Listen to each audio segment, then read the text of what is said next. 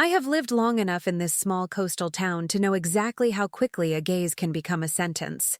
There is something peculiar about places where the sea presses against the land, as if trying to break in. Secrets don't sink here. They float, drift, and return to the shore like bottles carrying messages that were never meant to be read.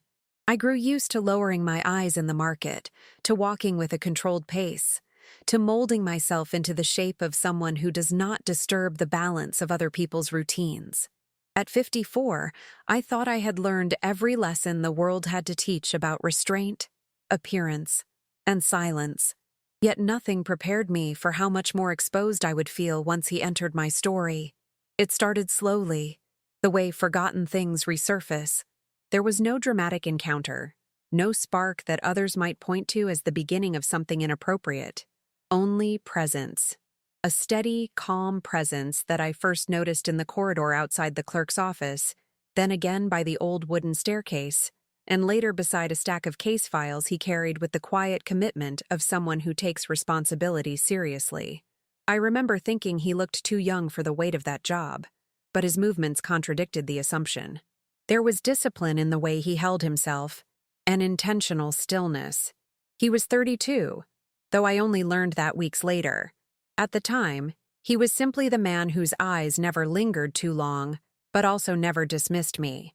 The age difference was not new terrain for me.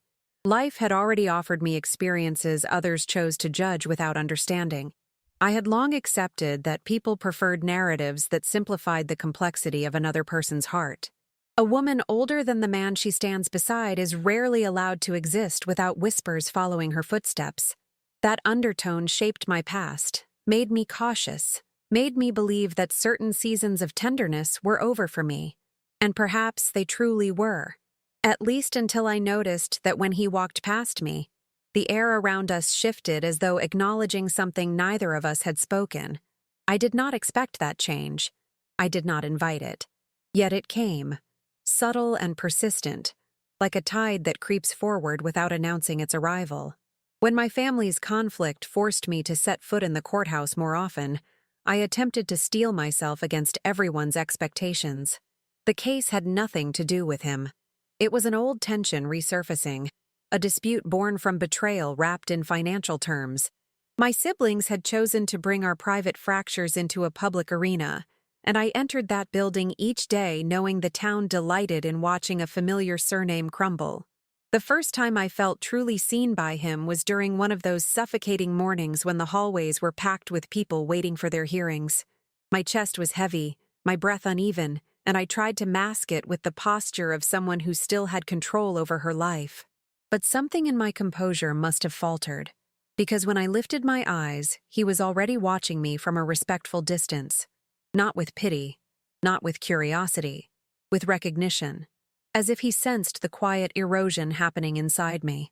I looked away quickly. The last thing I needed was the suggestion of impropriety in a place where any deviation from expected behavior became fuel for gossip. Still, that brief moment left a trace, a soft imprint I could not erase. And from then on, the awareness of his presence became impossible to ignore. Whenever he crossed the hallway, I noticed. Whenever he collected a file, I noticed. Whenever he waited by the door for others to pass first, offering the subtle courtesy that so many people forget to practice, I noticed. People in this town like to believe they know who you are, based on the version of you they crafted years ago. They cling to it stubbornly. To them, I was still the woman who worked too much, who had endured a complicated marriage, who had made decisions they believed unwise, who should accept her age as a boundary rather than a landscape. They expected me to shrink, not to expand, to bend, not to rise. And for a long time, I complied in ways I did not even realize.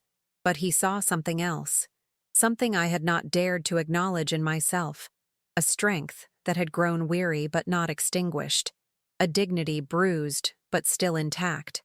As the days passed, the weight of the town's eyes pressed harder, especially as the court date drew near. I could feel the rumors collecting like clouds before a storm, not about him and me, at least not yet, but about the case, about my supposed role in the family dispute, about how a woman my age should know better, than to dredge up old conflicts. I heard these things indirectly, always through someone who meant well, which somehow made the sting worse. I did not crumble under those looks, but I carried them in silence, storing them in the same place where I kept years of swallowed words. And though I stood tall each morning, a fracture formed inside me. That fracture widened every time I stepped into the courthouse. And then he appeared again, steady, attentive, unbothered by the difference in our ages, unaffected by the noise surrounding my life. His presence did not fix anything. It simply reminded me I was still visible, still human, still worthy of being seen beyond the boundaries that others insisted on imposing. I didn't yet know that the day would come when his voice would echo through the courtroom and pierce through every barrier I had built. For now, all I knew was that the tide inside me had begun to shift. From the outside, he blended easily into the muted rhythm of the courthouse. People often overlooked him, assuming he was simply another young professional trying to build a career. Yet there was something different about him, something in the way he moved through the building with quiet precision, as if he were listening not to the conversations happening around him, but to the spaces between them. I noticed that before I noticed anything else, his relationship with silence. He carried files the way some people carry fragile objects, not out of fear of breaking them, but out of respect for the stories they held. He never rushed. He never slouched. He navigated the courthouse with an unusual composure, a posture that did not broadcast importance yet demanded attention. And although he never sought interaction with me, his presence lingered at the edge of my awareness, like a soft outline slowly gaining definition. I would see him sorting paperwork behind the frosted glass window near the main desk, his movements deliberate and methodical. There was a gentleness to the way he handled every task, an intentionality that revealed a mind that refused to treat anything carelessly. Even his steps held that same quiet purpose. And though our exchanges were limited to polite nods or brief glances, the absence of words between us never felt like distance. If anything, it felt like the slow construction of an invisible bridge. People often assume that connections need declarations, conversations, or dramatic gestures. But sometimes, the strongest ones begin with someone simply noticing your emotional temperature without being told. That was how he existed in my life then. Not as a presence intruding on my days, but as someone who understood the subtleties of human fragility without needing explanations. He observed the courthouse with an intuition that surprised me. It was as if he could feel the small tremors beneath other people's composure. On mornings when the tension in the corridors felt heavier than usual, he adjusted his movements, becoming softer, slower, as though unwilling to add weight to the air. On days when people arrived agitated, he kept his tone calmer, grounding the environment around him without speaking. He had an instinct for emotional landscapes, one that made me wonder what he had lived through to develop such attentiveness. Our first real moment of proximity happened near the staircase leading to the second-floor hearing rooms. I was holding a folder I had been asked to bring for the upcoming mediation, and my hands trembled slightly despite my efforts to hide it. Family conflicts have a way of reopening old wounds with merciless speed, and the more I tried to maintain control, the more my composure betrayed me. As I paused to steady myself, he appeared at the bottom of the stairs. He did not move toward me. He didn't need to. His expression was enough, observant, calm, offering steadiness without intrusion. In that brief moment, the silence between us shifted from neutral to meaningful. It felt like he understood the weight I carried without requiring context or confession. After that, the awareness between us sharpened. In the hallway near the clerk's office, I would catch him glancing up just as I walked by, as if measuring the emotional weather surrounding me. When I struggled to organize the documents related to the case, he would pass close enough for me to sense the quiet steadiness radiating from him. Yet, he always respected the invisible boundary I maintained. There was no flirtation, no attempt to blur lines, no trace of impropriety, just attention. Pure, unembellished attention. And attention like that can be disarming. The more the pressure from my family increased, the more I found myself searching for him unconsciously whenever I entered the building. Not for reassurance in the romantic sense, but for the grounding sensation that came from knowing someone in the room had not predetermined who I was supposed to be. He saw me in real time, not through the lens of my past or the distortions of gossip. And that simple recognition began to shift something inside me that I had long thought unreachable. One afternoon, while I waited for the clerk to process a document, I found myself observing him more closely. He was reviewing a stack of motions at the far corner of the room, his brows slightly furrowed in concentration. There was an elegance in the way he existed, an unassuming confidence, a self-contained calmness that contrasted sharply with the tension surrounding my life. When he looked up and our gazes met, he did not turn away quickly as some people do when caught. Instead, he held the connection for a second longer than necessary, offering something that felt like quiet solidarity. That moment stayed with me for the rest of the day, and the next, and the next. I could sense that he understood the unspoken complexities of my situation. He had likely read through portions of the case, seen the accusations, noticed the inconsistencies, understood the emotional brutality woven into every document. But he never treated me as someone needing rescue. He treated me as someone deserving of dignity. In a place where every whisper amplified my vulnerabilities, he became the only constant that did not feed the noise. His silence was not avoidance. It was respect. And respect can become a lifeline when the world insists on misjudging you. I did not yet know how deeply his voice would reshape the course of my life. I only knew that each time I saw him moving through the courthouse with that steady, grounded presence, something inside me loosened, even if just for a moment. And sometimes, a moment is all it takes for change to begin. The courthouse had always seemed like a distant structure to me, a place other people entered with their tangled problems while I passed by on my way to quieter responsibilities. But once the dispute within my family escalated beyond private arguments, that building became an unavoidable destination. Every step toward it felt like crossing back into memories I had spent years trying to bury. The conflict began with finances, at least on the surface, but the true fracture had been forming long before. Resentment layered under politeness, unspoken expectations disguised as affection, loyalties forged only when convenient. When my siblings decided to turn those wounds into a legal matter, I felt something inside me tighten in recognition of an old, familiar ache. The case file carried my surname in heavy ink, almost accusingly, as though my identity itself were on trial. Walking into the building with that weight felt like being stripped of every quiet progress I had made since the last time life unraveled around me. The fluorescent lights of the hallways didn't soften anything. They sharpened reality, made every look linger longer, every whisper travel farther. I knew how people in this town operated. They didn't need full details to craft a story. They only needed a hint of conflict, and the rest they shaped with their own imagination. By the time the hearing was scheduled, the town had already decided on its narrative. A family in shambles and a woman blamed for its collapse. The first day I arrived for document review, I stood near the registry window, holding the file as if it might burn through my skin. That was when I noticed him again, not standing close, but near enough to feel his awareness settling around me. He was organizing a stack of motions on a desk, his posture straight, focused, unbothered by the low murmur of people speculating about unrelated cases. Yet, somehow, he registered my presence instantly, in a way that felt instinctive rather than intentional.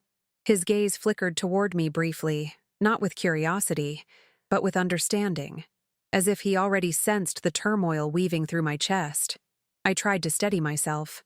After all, this was a matter of family, not of the quiet connection forming every time he happened to occupy the same room. Still, his silent recognition offered a kind of grounding I didn't expect. The room felt less suffocating with him in it, even though we exchanged no words. I wondered whether he had reviewed parts of the case already. It was his job, after all. I imagined him reading my name on the documents, seeing the tone of the accusations, the way my siblings had painted me as careless, selfish, undeserving. I wondered if he believed any of it. But when our eyes met again, even for the briefest moment, nothing in his expression reflected judgment. As the conflict deepened, the tension spilled into the corridors. My relatives showed up more frequently, their voices rising in irritation or false civility, depending on who happened to walk by. The courthouse became a stage where everyone performed versions of themselves. They arrived in coordinated alliances, whispering loudly about betrayals and obligations, ensuring anyone within earshot absorbed their side of the story. Their strategy wasn't subtle. They wanted the town to think poorly of me, and they wanted to win before the judge even spoke. Those days felt like being dragged backward into a past I had fought to escape. Old memories resurfaced. The times I had been made to feel small. The years when my efforts to maintain peace were dismissed as weakness. The present conflict wasn't new. It was merely the same story written in a more public ink. And there I was, standing among strangers and acquaintances, feeling myself unravel piece by piece. It was humiliating, in a way that lodged itself deeper than anger could reach. But there was him, always at the edge of the scene, never interfering, never overstepping, simply observing with a steady presence that kept me from crumbling. When I struggled to breathe evenly after an especially aggressive exchange with a relative, he passed nearby carrying a folder. He didn't stop. He didn't stare. Yet something in his calm movement soothed the rising panic inside me. If anyone else noticed, they might have misinterpreted it. But to me, it felt like the first real safety I had felt since the case began. The more the conflict intensified, the more the town fed on it. Every time I walked between the wooden benches of the main hall, I heard faint murmurs that faded the moment I turned my head. Some looked at me with disdain, others with pity. Both felt equally suffocating. Yet, amidst all that, he remained the only constant untouched by the noise. His neutrality wasn't coldness, it was integrity. And integrity was something I had rarely encountered in the landscape of my family. The case forced me into proximity with truths I had tried to ignore for years. Each document, each accusation, each procedural step peeled back layers I had wrapped around my heart for protection. And every time I felt myself slipping, I sensed him somewhere nearby, not as a rescuer, not as a savior, but as someone who refused to let me disappear into the shadows of other people's versions of me. I didn't yet know how this conflict would reshape my life. I only knew that the courthouse, once foreign, had become the place where everything I feared was exposed, and where the one person who saw me without distortion happened to stand. There are moments in life when someone steps closer without moving at all, when the distance between two people changes not by physical proximity, but by recognition. That was how it happened with him. No declarations, no grand gestures, just a gradual shift in the air between us. Subtle enough that anyone else might have missed it entirely. But I felt it. I felt it every time my strength faltered, and I sensed, almost instinctively, that he had noticed. The first real sign came on a morning when the courthouse seemed particularly heavy. A storm had been building over the sea, and the damp wind carried the scent of rain through the open windows. My family had arrived early, dispersing along the hallway like a cluster of shadows preparing for battle. Their voices formed a low, aggressive hum that echoed even when they weren't speaking directly to me. I stood at the end of the corridor, clutching a set of papers I needed to deliver, my fingers trembling despite the firmness of my grip. He appeared near the doorway that led to the records room, holding a folder against his chest. His steps were slow, unhurried, as though he were deliberately grounding the energy around him. He looked at me, not in the fleeting way people glance when they accidentally cross paths, but with the calm attentiveness of someone reading a page without words. There was no pity in his gaze, no assumption, no judgment, only acknowledgement. That was the first moment I felt something in me soften. He approached, not directly, not enough to draw attention. Instead, he altered his path by a few quiet steps, ensuring I didn't have to walk through the cluster of relatives who waited to strike with their rehearsed accusations. It was a simple gesture, almost imperceptible, but it changed everything. He positioned himself just near enough to give me space, far enough to respect boundaries, yet close enough that if the hostility around me grew sharper, I would not be standing alone. That kind of awareness cannot be taught. It grows from empathy, from sensitivity, from maturity not measured in years but in comprehension.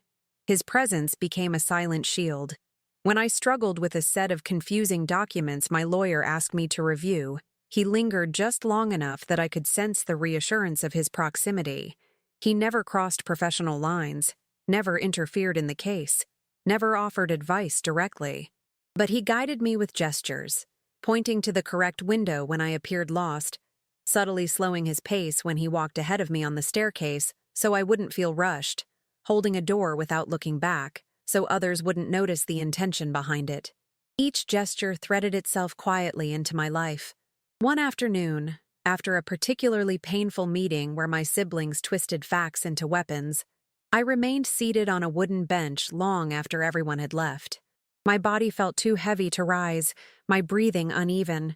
The courthouse lights flickered overhead in their usual way, but the sound grated against my nerves. I closed my eyes, trying to gather pieces of myself. When I opened them, he was standing a few feet away, placing a stack of files on the clerk's desk. He didn't look at me immediately.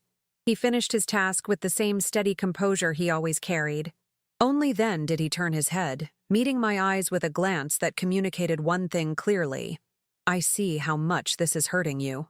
That acknowledgement, quiet, respectful, free of intrusion, was more comforting than any attempt at consolation could have been. As the case progressed, the town's whispers intensified. People speculated about reasons behind the conflict, taking sides without hesitation. Yet he never allowed any of that noise to alter the way he interacted with me. If anything, the rising tension only made his presence more intentional. I could sense it in the way he walked past me, slower, more observant, in the way he held files, steady, grounding, in the way he offered space, generous, without assuming anything in return. What struck me most was that he never treated me as fragile, even when my emotions betrayed me. He treated me as someone enduring something immense, someone whose resilience deserved respect, not suspicion. And in return, I found myself drawing strength from the quiet certainty of his gaze. He approached me without stepping beyond the limits of what life required from us. It wasn't romance, not yet. It wasn't intention, not consciously. It was the kind of connection that forms when two people recognize the truth inside the other, long before they have the courage to speak it. And though I didn't realize it at the time, this was the beginning of the shift that would lead us both to the day his voice echoed in the courtroom, when the world finally heard what only he had seen all along. The days leading up to the hearing unfolded with an unmistakable heaviness, as if the entire town were inhaling my private turmoil and exhaling it back into every corner I walked through. There is a particular cruelty in small communities. People convince themselves that observation is concern, that judgment is morality, that gossip is truth. And as the conflict within my family became more public, the town fed on the tension with an appetite that left little room for compassion. Each morning, I could feel the shift in the air before I even stepped outside. Conversations softened when I approached. Glances sharpened. Some people looked at me with disguised disappointment, others with the satisfaction of watching a story unravel from the sidelines. No one asked for my version of events. They preferred the one crafted from fragments of overheard arguments and assumptions shaped by their own fears. I walked through the streets like someone navigating invisible nets, each step catching on the threads of other people's opinions. Inside the courthouse, the atmosphere was no different. The building, once neutral, had turned into an arena. The walls seemed to hold the echo of every whisper, every comparison, every sharpened speculation. I felt myself shrinking in spaces where I had once passed unnoticed. And yet, despite the suffocating weight of the environment, I maintained the dignity that life had forced me to build slowly over years of enduring quiet battles. My family did not help. Their presence filled the hallways like a storm cloud, dark and expanding. The alliances among them shifted constantly, but the common ground they all shared was the belief that I had somehow wronged them. They never said it directly to my face in the courthouse, but their looks were enough, accusing, dismissive, rehearsed. They wanted the town to see them as victims, even though they were the ones who had pierced the fragile peace we once pretended to keep. And he was there, always somewhere in the periphery of my vision, the calm within the chaos. He moved through the corridors with the same grounded composure as always, Yet I could sense a new kind of attentiveness in his presence. He noticed the tension surrounding me, even when I tried to hide the tremor in my hands or the stiffness in my breath. Without speaking, without signaling anything improper, he adjusted the rhythm of his moments as if creating small pockets of air in a place designed to suffocate. When I stood waiting in line for a document, two people behind me began discussing the case openly, repeating inaccurate details they clearly believed to be true. Their voices were low, but not low enough to spare me. I felt the familiar tightening in my chest, the silent humiliation of being reduced to a simplified version of myself. Then, unexpectedly, he appeared from the other end of the hall. He did not look at them. He simply positioned himself a few steps away from me, sorting through a set of folders, grounding the emotional current so subtly that the tension in the air shifted. The murmured speculation evaporated as quickly as it had begun. His presence didn't erase the hostility I faced, but it softened the edges of it, reminded me that not every gaze carried malice. As the case progressed, the town's imagination expanded. People began assuming I had been reckless with money, irresponsible with agreements, ungrateful for family sacrifices. The narrative they created had little resemblance to the truth, but once a story takes root, it spreads with its own momentum, shaping opinions long before any judge hears evidence. And in a place like ours, reputation matters more than facts. The emotional exhaustion grew heavier each day. I would return home feeling like a fragment of myself, stripped down by the city's appetite for spectacle. Even simple tasks, boiling water, folding clothes, brushing my hair, felt oddly distant, as if I were watching someone else perform them. The conflict gnawed at my sense of worth, pushing old insecurities into the light. Yet there was one constant that prevented me from collapsing completely: the quiet stability of his gaze. He never crossed professional lines, never approached me in ways that others could misinterpret. Instead, he offered presence, measured, calm, unwavering. Whenever the world around me felt cruel, he became a counterbalance, a reminder that decency still existed in small, unspoken gestures. He didn't rescue me. He didn't interfere in the case. But he saw me, and in a place determined to shrink me into something small, being seen was a form of survival. What neither of us knew then was how much more intense the storm would become, and how deeply his presence would matter when the courthouse doors opened on the morning of the judgment. The night before the judgment felt strangely hollow, as if time had pulled itself taut, and left me suspended in a space where sound no longer behaved the way it should. The house was silent, yet every corner seemed to echo with traces of previous days. Raised voices, tightened breaths, arguments that had carved themselves into the walls long before the legal conflict ever surfaced. I walked slowly through the rooms, touching surfaces I once associated with comfort, now dull under the weight of anticipation. Tomorrow would determine more than a legal outcome. It would determine the narrative the town would cling to. It would determine whether I would continue walking through life with the burden of other people's stories strapped to my back. I tried to distract myself with small tasks, reorganizing a drawer, washing a cup, folding a blanket I had already folded earlier. But every movement formed a loop, returning me to the same restless stillness. My thoughts spiraled, not toward the outcome I hoped for, but toward the ache of what had already been lost. The case had exposed fractures that had existed long before lawyers typed their first motions. It revealed truths I had tried to ignore: the resentment my family carried, the alliances they built in the shadows, the way they had shaped me into the one who must always carry responsibility. As I stood by the window, watching the sea move like a shifting sheet of metal in the dark, I felt the tension inside me pulse with quiet violence. The storm forecasted earlier had finally begun to gather strength. Wind pushed against the glass, bending the trees outside into uneasy shapes. The sky seemed to hold its breath. I felt an odd kinship with it, as if we shared the same suspended anticipation.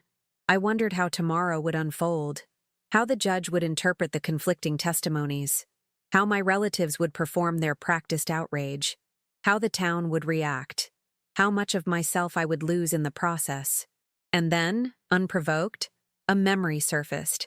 Him, standing near the clerk's desk, his calm gaze meeting mine when I had been barely holding myself together. That single moment, brief as it was, threaded itself into my thoughts like a steadying force.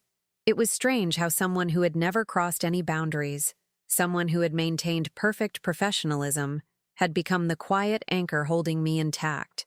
I had not asked for his presence. He had not offered it deliberately. Yet the connection existed nonetheless, forming silently in the spaces between our movements. As the hours passed, the storm grew more aggressive. Rain lashed against the roof with a steady rhythm that matched my heartbeat. I lay on the couch, staring at the ceiling, the shadows shifting with every flash of distant lightning.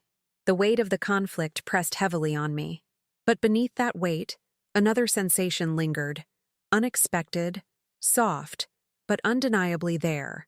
The awareness that I was no longer navigating this alone, even if nothing explicit had ever been said. His presence in the courthouse earlier that day replayed in my mind. The moment he paused near the hallway as my relatives whispered loudly about their inevitable victory, the way his expression tightened almost imperceptibly, not out of anger, but out of recognition of the cruelty unfolding. He didn't intervene, but he remained there, grounding the emotional turmoil through sheer steadiness. It was a form of support so subtle that it could not be misinterpreted, yet powerful enough to pierce the loneliness that had enveloped me. At midnight, the storm struck its peak. The lights flickered twice before steadying. I wrapped myself in a blanket, not out of cold, but out of need for something to hold. Tomorrow, I would walk into a room crowded with people who dissected my life with casual ease. Tomorrow, I would face accusations sharpened by resentment and strengthened by gossip. Tomorrow, I would stand alone, at least officially. Yet in the quiet corners of my heart, I knew I would not be entirely alone. The memory of the way he looked at me, calm, knowing, present, had woven itself into the core of my resilience. I found myself drawing strength from it, even though I had no right to expect anything from him. He owed me nothing. But sometimes, the presence of someone who sees your suffering without turning away becomes more powerful than any declaration. I closed my eyes and breathed slowly, letting the storm's rhythm settle into something steady. For the first time in weeks, my heartbeat aligned with something outside of the chaos. Tomorrow would be a battlefield.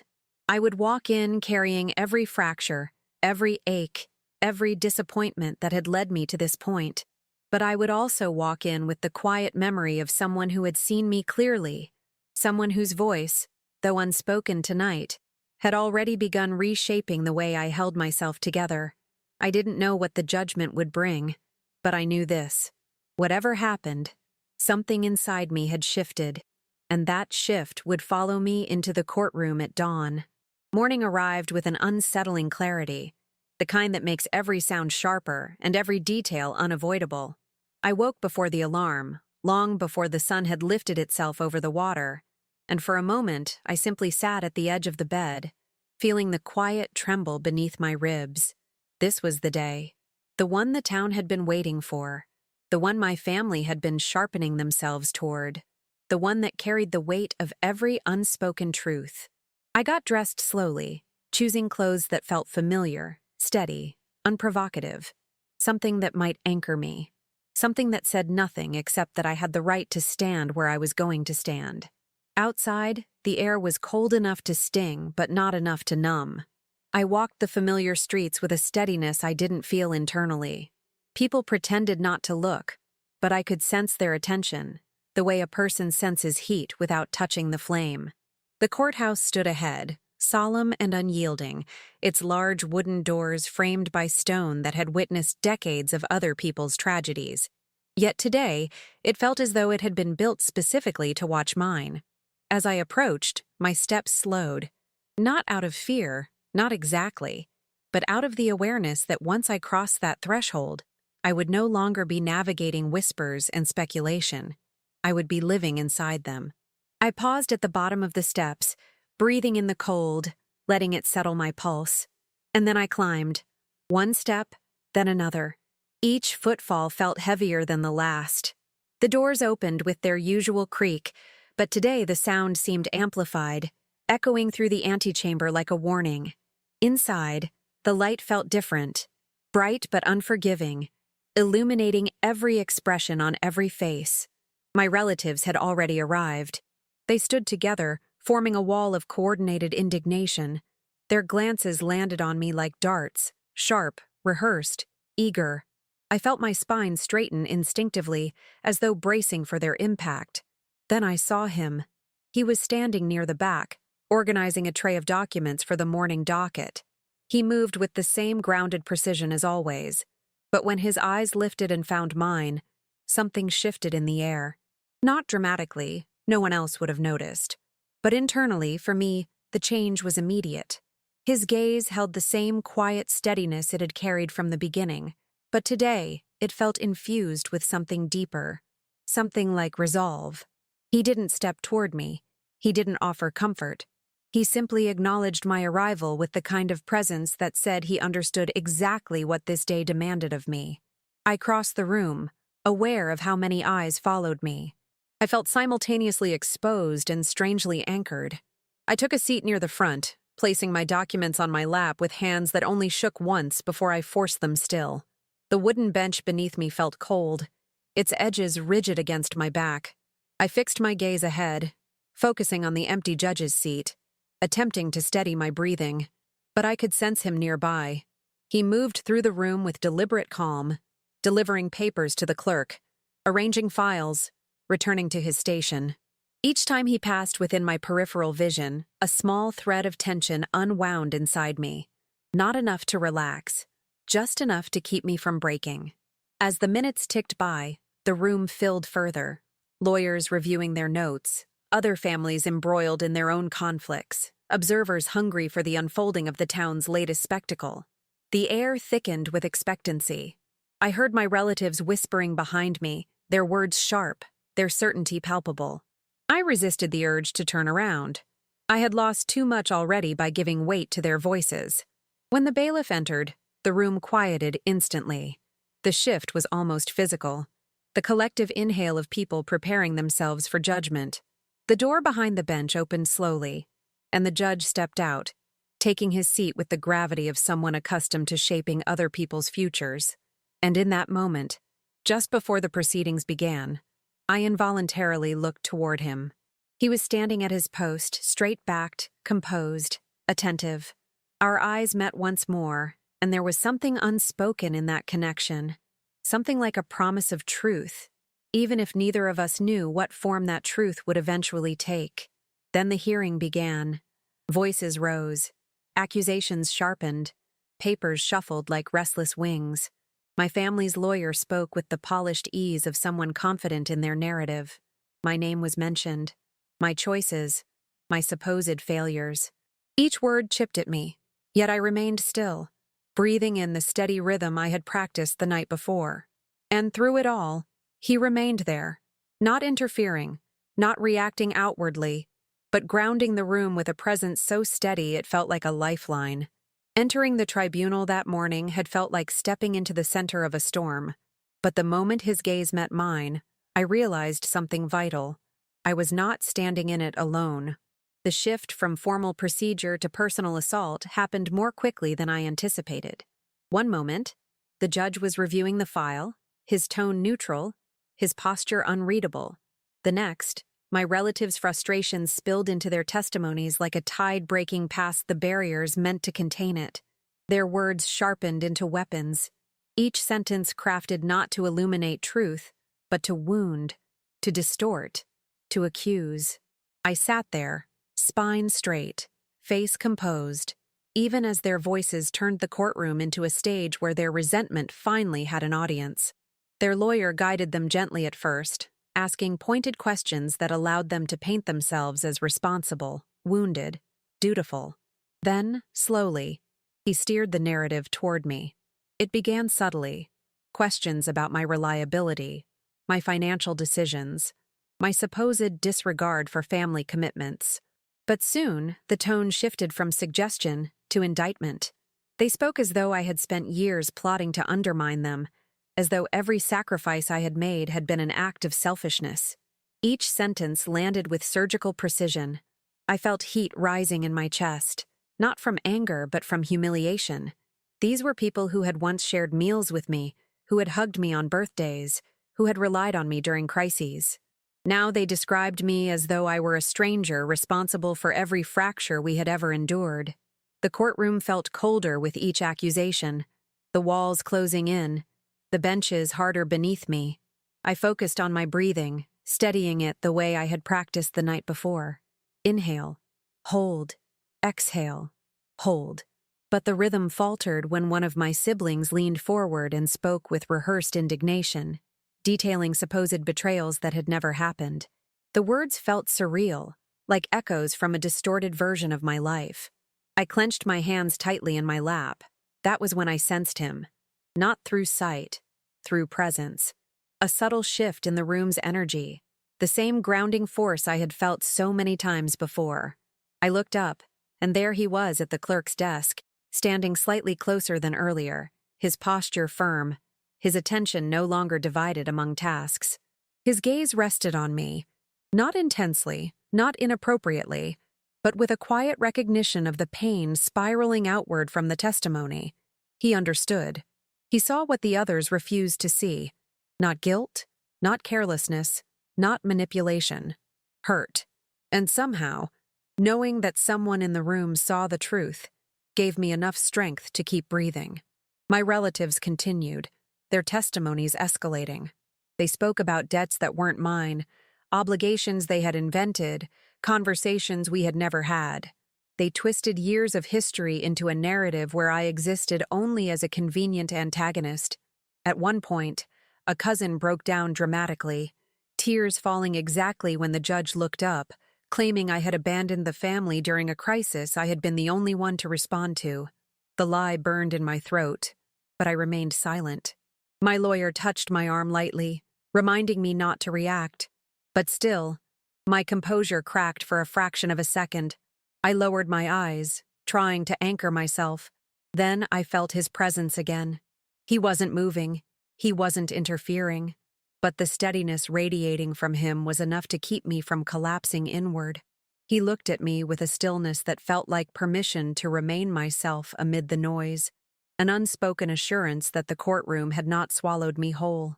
As the testimony continued, the town's spectators leaned forward, hungry for drama. Some nodded in performative sympathy with my relatives. Others whispered behind their hands, but no one questioned the narrative being spun. No one paused to consider the complexity behind the accusations, except him. His gaze followed the rhythm of the testimonies, his brow tightening ever so slightly at each distortion, his jaw flexing when my siblings described me with adjectives sharpened to wound. And even from across the room, that subtle shift in his expression felt like a lifeline. At one point, the judge requested a recess. The room buzzed with energy, relatives gathering into tight circles, lawyers conferring, spectators dissecting the drama. I remained seated, my body heavy, my hands cold. I felt drained, hollow, as though my heart had been scraped clean. Then I sensed someone standing at a respectful distance. I turned slightly. It was him. He did not speak. He did not step closer. He simply stood near enough that I could feel the steadiness of his presence ripple toward me. For a moment, the noise around us faded. The tension in my shoulders loosened. The room's chaos softened into something distant, irrelevant. In that silent moment, I realized something unexpected. I could endure this, not because the accusations hurt less, not because the truth would soon prevail, but because someone in the room recognized the truth of who I was, even if he could never say it. When court resumed, I lifted my chin slightly higher. My family had unleashed everything they had, but the storm had not broken me. Not today. And as I returned to my seat, I caught one last glimpse of him, the quiet steadiness in his eyes confirming what I already felt deeply. This connection, whatever it was becoming, was stronger than the cruelty unfolding around us. The moment the afternoon session resumed, a different tension settled over the courtroom, thicker, quieter, almost expectant. It felt as though everyone present sensed the conflict reaching its final descent, as though the air itself anticipated the unraveling of something tightly held. I took my seat again, steadying my breath. bracing myself for whatever accusations remained. My relatives gathered behind me in a dense cluster, their hostility still simmering, their certainty flickering like a flame untouched by wind. The judge called the room to order, and papers rustled with a restless energy. My family's lawyer rose again, prepared to continue the narrative they had crafted with such calculated cruelty. I sat perfectly still, my hands folded, my gaze fixed forward. I had no more space for hurt, no more room for shock.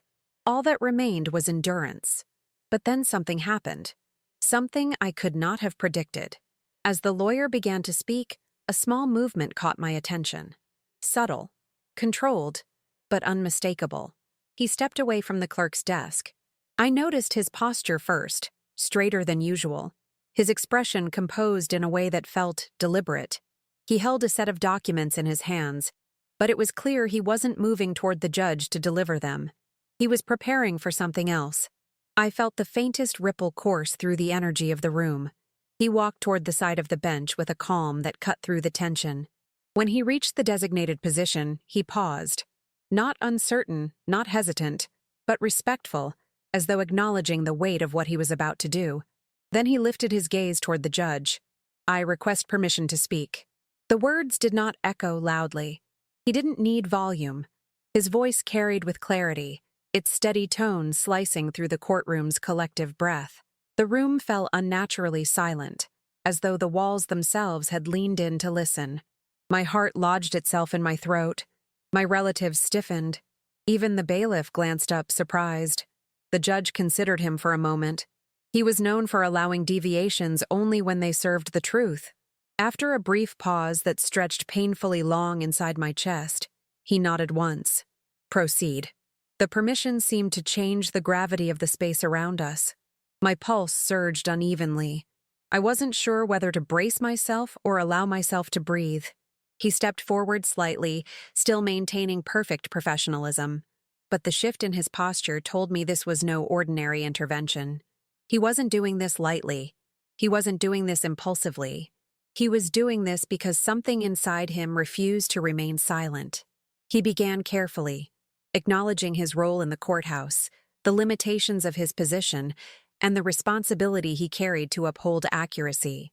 His tone remained even, measured, yet beneath it I felt something deeper, an undercurrent of conviction, steady and unwavering. Then he addressed the documents, the inconsistencies he had reviewed, the financial accusations that did not align, the statements that contradicted prior records. His words were not emotional. They were factual, precise, clean like a blade but never cruel.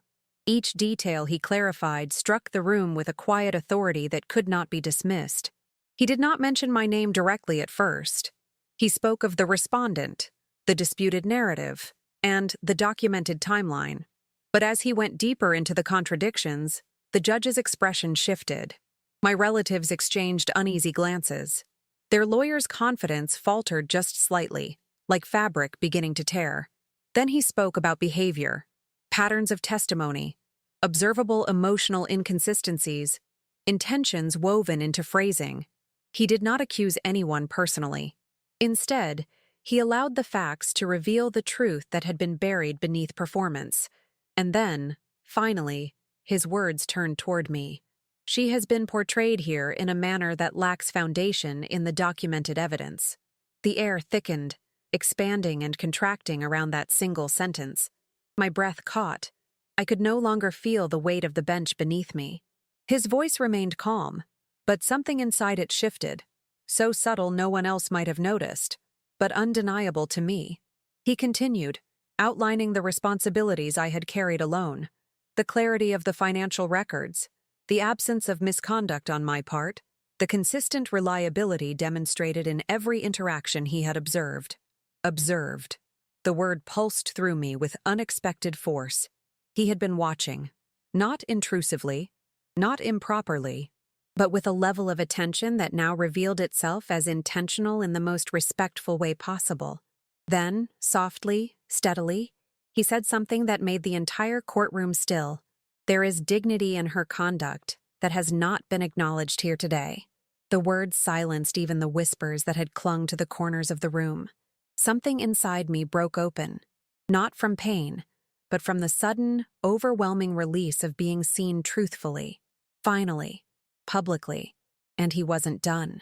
He spoke of fairness, of truth, of the ethical responsibility of a justice system to recognize when a person is being wrongfully portrayed.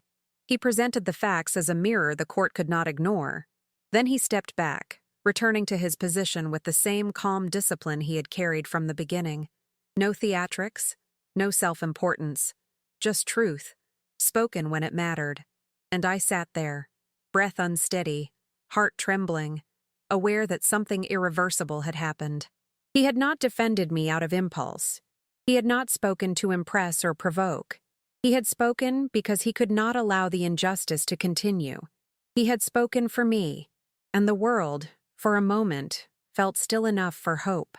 The silence that followed his testimony felt like a held breath stretching across every inch of the courtroom. No one moved. No one whispered. The air felt heavy, as if the truth he had spoken had settled across the room like a fine dust no one dared disturb. I sat frozen, the weight of his words pressing into my ribs, reshaping something inside me that had been fractured for far too long. The judge's expression shifted first, barely, subtly, but enough to signal that what had just been said could not be dismissed as mere clarification. My relatives' faces tightened into a mix of shock and indignation, their practiced composure cracking. Their lawyer shuffled his papers with a stiffness that betrayed how deeply the testimony had disrupted their strategy. But I could barely breathe. I replayed his words in my mind, each one landing with a quiet force I had not expected. He had spoken about my dignity, my truth, my integrity, and hearing those things acknowledged, not whispered privately, not offered in silence, but spoken aloud before those who had tried to diminish me, pulled something loose in my chest. I lowered my gaze to my hands, willing them to steady, but they trembled, betraying the storm within. I felt a heat rise behind my eyes, but I forced it back, refusing to let anyone witness the unraveling that pressed at the edges of my composure. The proceedings resumed, but my mind could no longer follow the rhythm of voices. Everything felt muted, distant, as though the world around me had moved underwater. Only one thing remained clear: his presence. He stood where he always stood, but now every part of him felt different. Not because he had changed, but because the truth of his character had finally revealed itself in full. He had risked his own position to speak for me, not with emotion, not with embellishment, with truth. And truth, spoken with that kind of clarity, carries a power that sinks into the deepest parts of a person. When the judge called for final submissions, the room stirred again. My relative's lawyer tried to recover control, but the cracks in their narrative were now visible. Every time he attempted to assert a claim, it echoed against the clarity that had been offered moments earlier. My lawyer spoke next, his tone steady, almost relieved, as though he no longer had to drag my truth uphill alone, but I barely heard any of it. My attention kept drifting toward him, toward the quiet concentration on his face, the firmness in his posture, the unmistakable sense that he had spoken from a place of conviction so deep it could not be swayed by consequences. And that realization broke something inside me, a part of myself I had been guarding for years. When the session ended and people began to rise, I remained seated, unable to trust my own legs. My relatives gathered quickly, their outrage swirling like smoke. Yet even in their anger, they avoided looking at me directly. The truth had exposed them in ways they were not prepared to confront. As the courtroom emptied, he moved with his usual purpose, collecting documents, organizing files. But every movement felt slower, more deliberate, as though he sensed the fragility of the moment. I watched him, unable to look away. He did not approach me. He respected the boundary he had always maintained. But there was a moment, a single soul-deep moment, when our eyes met across the room. And in that glance, everything I had held back broke free. My breath hitched. My chest tightened. The tears I had swallowed for weeks rose without permission. I lowered my gaze, but it was too late. The emotion surged through me, unstoppable. Not because of what my family had done, not because of the accusations, but because someone had finally seen me fully. Someone had recognized the truth I had carried alone for so long. He had spoken it aloud, allowing the world to hear what I had never dared say for myself. I felt myself collapse forward slightly, elbows resting on my knees, my hands covering my face as the tears finally fell. Silent, heavy, cleansing. The courtroom was nearly empty, but I didn't care. I had held back everything for too long. And his words, steady and unwavering, had released a flood I could no longer contain. When I lifted my head again, the room was quiet. He stood at the far end, watching, not intrusively, not with pity, but with the same quiet understanding that had shaped every interaction between us. His eyes softened, just slightly, and in that softness, I realized something irrevocable. What he had said in the courtroom had not just offended me, it had changed me, forever. When the courtroom finally emptied, it felt as though the building itself had exhaled after hours of holding its breath. The tension that had wrapped itself around every corner seemed to loosen, unraveling into a strange, quiet stillness.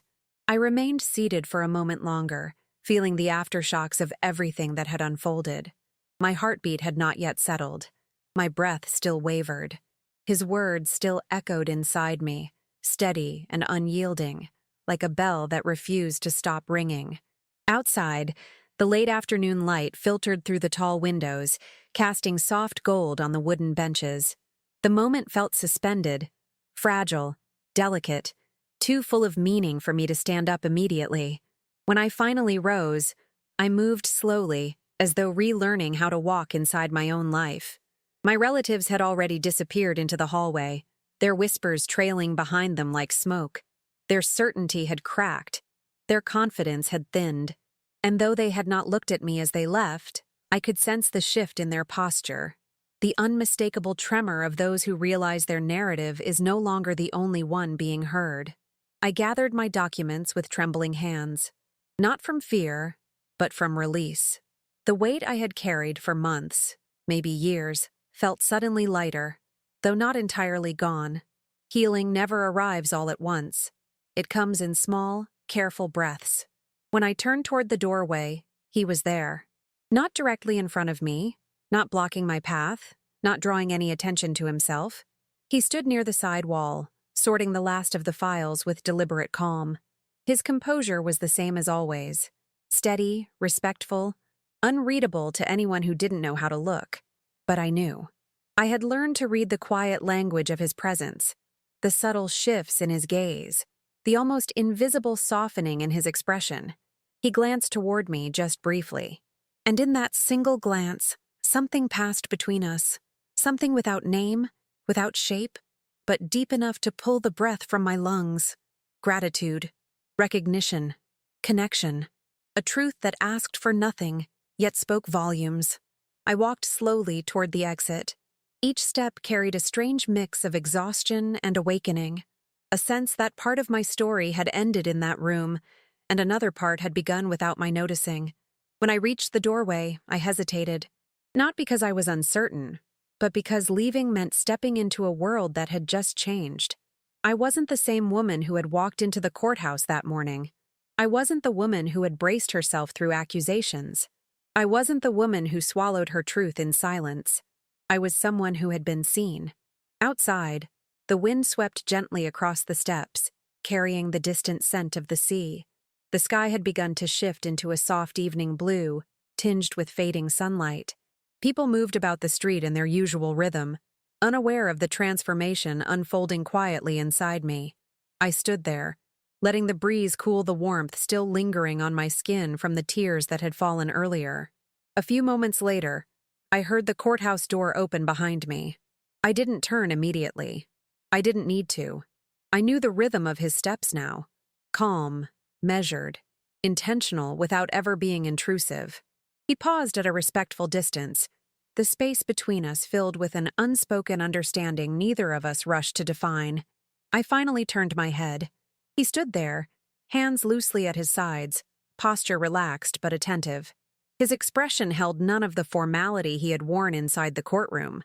Instead, there was a softness, subtle, understated, but unmistakably real. A softness that felt like a continuation of everything he had said, everything he had risked. For a moment, neither of us moved. The silence between us held more weight than any words could have. I wanted to thank him, to tell him what his voice had meant, to express how deeply his truth had reached inside me. But the words didn't come. Not because I lacked them, but because speaking them aloud felt too small for what he had done. Instead, I met his gaze fully, allowing everything I felt, gratitude, relief, admiration, something quietly growing, to pass through me without hesitation. And he understood. Of course he did. He always understood what I could not bring myself to say. He nodded once, slow and almost imperceptible, as though acknowledging not only the moment, but the unspoken bond that had formed through every silent exchange, every glance, every shared breath in that courthouse. Then he stepped aside gently, opening a path for me to walk forward, not out of distance, but out of respect. A gesture that said, "You choose the next step. You decide what comes after this." And I did. I walked down the steps, feeling the earth beneath me steadier than it had been in months. For the first time in a long time, I did not feel small. I did not feel alone. I did not feel like a story being written by other people. Behind me, I sensed him still standing there, watching, not possessively, not protectively, but with the quiet certainty of someone who sees your strength even when you are still rediscovering it. As I reached the bottom of the stairs, something inside me shifted permanently. His words had not saved me. They had returned me to myself, and from that moment on, nothing would ever be the same.